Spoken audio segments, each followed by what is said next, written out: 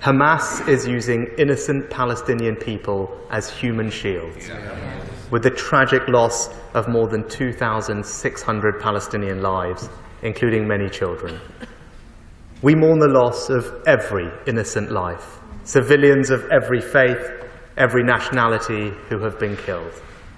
And so, let's say it plainly, we stand with British Muslim communities too. Mr. Speaker, Israel was founded not just as a homeland for the Jewish people, but as a guarantor of their security, to ensure that what happened to the Jewish people in the Holocaust could never happen again.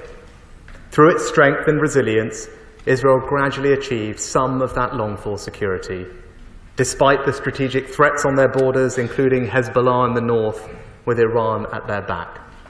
They normalized relations with the UAE and Bahrain through the Abraham Accords, and moved towards normalizing ties with Saudi Arabia, steps that not long ago were thought unthinkable. One reason why this attack is so shocking is that it is a fundamental challenge to any idea of coexistence, which is an essential precursor to peace and stability in the region. Mr. Speaker, the question is, how should we respond? I believe we must support absolutely Israel's right to defend itself, to go after Hamas, take back the hostages, deter further incursions, and strengthen its security for the long term. This must be done in line with international humanitarian law, but also recognizing that they face a vicious enemy that embeds itself behind civilians. As a friend, we will continue to call on Israel to take every possible precaution to avoid harming civilians. I repeat President Biden's words: as democracies, we are stronger and more secure when we act according to the rule of law. Humanity, law, decency, respect for human life.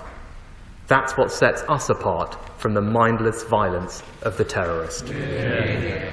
Mr. Speaker, there are three specific areas where the United Kingdom is helping to shape events. First, we are working to prevent escalation and further threats against Israel.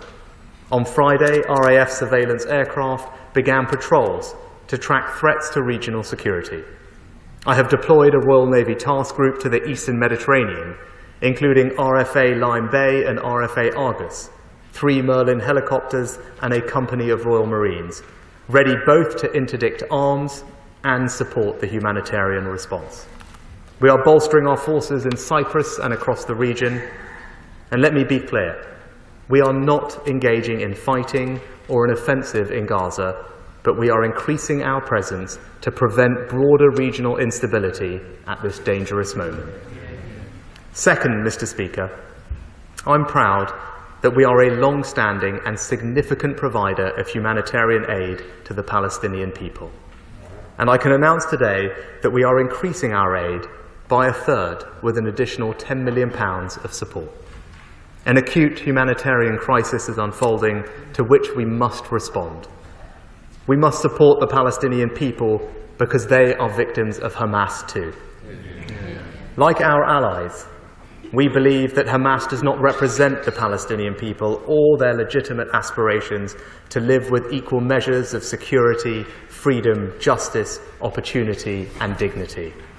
Hamas simply does not stand for the future that the Palestinians want, and they seek to put the Palestinian people in harm's way. So we must ensure humanitarian support urgently reaches civilians in Gaza.